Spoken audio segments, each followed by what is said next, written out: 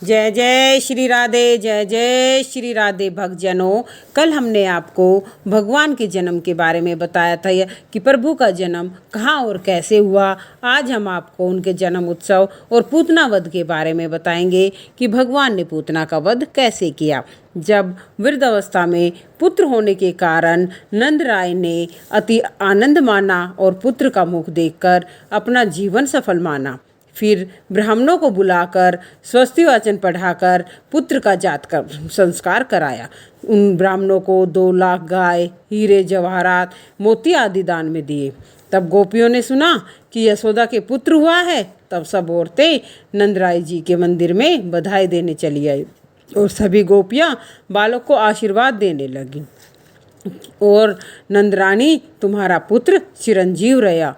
तेरे लाला की सुन के मैं आई कि यशोदा मैया दे दे बधाई। तेरे लाला की सुन के मैं आई कि यशोदा मैया दे दे बधाई। इस तरह गाना गाने लगी कि नंद घर आनंद भयो, जय कन्हैया लाल की। हाथी घोड़ा पाल की, जय कन्हैया लाल की। यशोदा ने जायो लाल, यशोदा ने जायो। इस प्रकार अनेक प्रकार के गीत गाने लगी और मंगल गान हुआ और सभी लोग उत्सव में बहुत शामिल हुए। एक दिन नंदराय जी कंस को वापिस कर देने के लिए मथुरा आए। तब बाद में वासुदेव जी से मिले और बातचीत करने लगे। तब वासुदेव जी ने कहा, आजकल यहाँ बहुत उत्पात हो रहा है और गोकुल में भी होने की संभावना है, अतः आप अधिक न ठहर कर शीघ्र ही गोकुल चले जाएं। तब वासुदेव जी ने नंद बाबा को जाने की आज्ञा दी और नंद बाबा ने बलराम और रोहिणी की कुशल पूर्वकता बताकर और वहाँ से चल दिए। सोचने लगे कि वासुदेव जी का वचन कभी मिथ्या नहीं होता और भगवान को याद करने लगे कि प्रभु मेरे बच्चों की रक्षा करो। जब से योगमाया ने यह कहा है कि कंस तेरे मारने वाला जन्म ले चुका है, तब से कंस को बहुत चिंता होने लगी है। तब कंस ने अपनी मुँह बोली बहन पूतना को बुलाया और कि तुम ब्रज में जाओ और देवकी के 8वें पुत्र को मार दो। तभी पूतना ने कहा ठीक है, पर पूतना कौन थी भक्तजनों, ये हम आपको बताते हैं। पूतना पिछले जन्म में राजा बलि की पुत्री थी। उसका नाम रतनमाला था। जब वामन भगवान राजा के यहाँ 3 पग भूमि लेने आए थे, तभी भगवान की सुंदर मनमोहक छवि को देखकर रतनमाला को ममत्व जाग उठा। उनको वो छोटे से रूप में भगवान देखकर रतनमाला सोचने लगी कि काश मेरे भी ऐसा पुत्र हो, ताकि मैं उसे हृदय से लगाकर उसको दुग्ध पान कराऊं और बहुत लाड करूं। भगवान ने उसकी इस इच्छा को जान लिया और कहा तथास्तु। तब राजा की समस्त संपत्ति भगवान ने 3 पग में नापी। तब रतनमाला यह दूर से देख रही थी और उसे फिर भगवान पर गुस्सा आया। फिर दूसरे ही भाव सोचा, अगर मेरे ऐसा पुत्र होता तो मैं उसे विष दे देती। भगवान ने इस भाव को भी स्वीकार कर लिया और कहा तथास्तु। परमात्मा तो भाव के भूखे होते हैं, वो आपको किसी भी रूप में स्वीकार कर लेती है, परंतु भाव आपका सच्चा होना चाहिए। वही अगले जन्म पूतना राक्षसी बनी और बालघाती पूतना ब्रज के बालकों को मारती हुई विचरती रही। एक दिन वह पूतना गोकुल पहुंच गई और अपनी योगमाया से सुंदर स्त्री का स्वरूप बनाया और नंदराय जी के मंदिर में घुस गई। पूतना दिव्य वस्त्र धारण किए मंद मंद मुस्काए से ब्रजनारियों का मन चुराने लगी और सब पूतना को साक्षात लक्ष्मी के रूप में देखने लगे। वहाँ पर भगवान अपने पलने में सो रहे थे और उन्होंने पूतना को देखा और अंतर्यामी भगवान ने पूतना को अपने समीप आने दिया और यह जानकर अपने नेत्र बंद कर लिए और उस दुष्टा ने काल रूप भगवान को अपनी गोद में उठाया और बहुत लाड प्यार करने लगी और फिर विष लगे स्तन को भगवान के मुख में दे दिया। तब क्रोधयुक्त होकर भगवान ने दोनों हाथों से पकड़कर बल प्राण समेत दूध पीने लगे। तब भगवान के दुग्ध पान से पूतना को पीड़ा होने लगी। तब वह चिल्लाने लगी, छोड़ मुझे छोड़, घर से भागी और अपनी असली राक्षसी रूप में आ गई। तभी सभी गोकुलवासियों ने पूतना के पीछे दौड़े।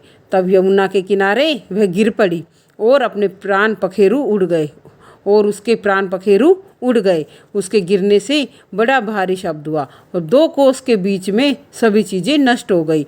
भयानक पूतना का शरीर देखकर गोप और गोपियाँ बहुत डर गए। जब बालक को पूतना की छाती पर खेलते देखा तब झटपट बालक को गोद से उठा लिया और उसकी नज़र उतारने लगे। इस तरह प्रभु ने अपनी लीला से पूतना राक्षसी का वध कर दिया। ब्रजवासियों ने पूतना के शरीर को कुल्हाड़ी से काटकर घर से दूर ले जाकर चिता में रखकर जला दिया। जिस समय उस पूतना राक्षसी का शरीर जल रहा था उसमें से अगर की सुगंध निकलने लगी। सब आश्चर्यचकित रह गए, परंतु क्योंकि भगवान ने राक्षसी का वध किया था इसलिए उसके सभी पाप नष्ट हो गए थे। यद्यपि राक्षसी पूतना अपना दुग्धपान कराकर भगवान को मारना चाहती थी, परंतु भगवान ने उसे उत्तम गति प्रदान की। जो कोई भी भगवान की भक्ति श्रद्धा पूर्वक करता है, श्री कृष्ण भगवान उसे मन लगाकर प्रियतम वस्तु समर्पण करता है, उसे मोक्ष की अवश्य गति मिलती है। इसलिए भक्तों, हमें अपने जीवन में कुछ क्षण भगवान के लिए जरूर निकालने चाहिए ताकि हमारे सारे पाप नष्ट हो जाए, क्योंकि भगवान दयालु होते हैं। उनको मारने वाली पूतना को भी वह स्थान दिया जो महात्माओं को भी दुर्लभ है। अतः हमें ऐसे भगवान के पूजन कीर्तन भजन अवश्य करने चाहिए। इसलिए समय रहते हमें भजन कर लेना चाहिए। भक्तजनों, मैं यही कहती हूँ कि कलयुग में सिर्फ भगवान स्मरण से ही हमें मोक्ष मिल जाता है। प्रभु भक्ति में इतना भाव है, यदि हम भगवान को सच्चे भाव से भजें, भाव हमारा कैसा हो पर सच्चा होना चाहिए। यदि हमारे प्रति नफरत का भाव है तो भी वो सच्चा होना चाहिए, और यदि हमारा प्यार का भाव है वो भी सच्चा होना चाहिए।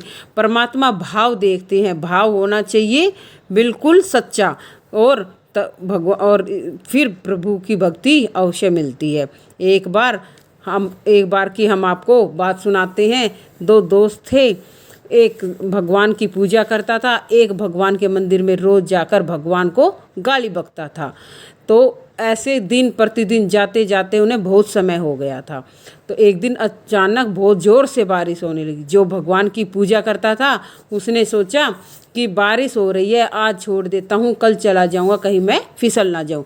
परंतु जो गाली बकता था उसने कहा कि आज तो और दो ज़्यादा गाली बक के आऊँगा, क्योंकि आज सारा मौसम और ख़राब कर दिया, हमारे ये नहीं हुआ, हमारी फसल ख़राब हो गया, दो गाली फालतू बक के आऊँगा। वो फिर भी मंदिर गया।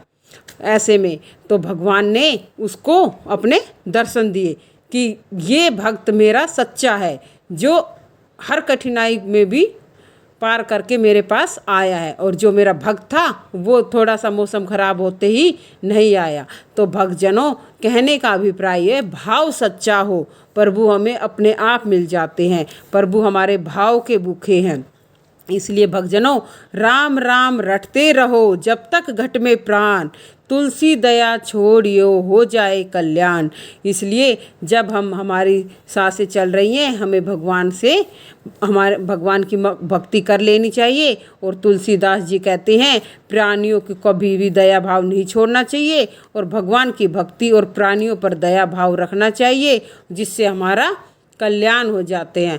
भगवान तो भाव के भूखे हैं। सबरी के झूठे बेर खा लिए, दुर्योधन की मेवा त्यागी, साग विदुरगर खायो। तो परमात्मा तो ऐसे हैं कि दुर्योधन की मेवा भी त्याग दी और साग विदुर जी के यहाँ खाया, कि भगवान को 56 भोग नहीं चाहिए, सिर्फ प्रेम से आप कुछ दोगे तो भी खा लेंगे। उन्होंने सबरी के झूठे बेर खाए और विदुर जी का साग खाया, द्रौपदी की लाज बचाई, तो हमारी भी लाज उनके हाथों में है। तो भक्तजनों, हम सब हाथ जोड़कर भगवान से स्तुति करते हैं कि वो हमारी लाज की रक्षा करे और हमें मोक्ष की प्राप्ति दे। जय जय श्री राधे, जय जय श्री राधे।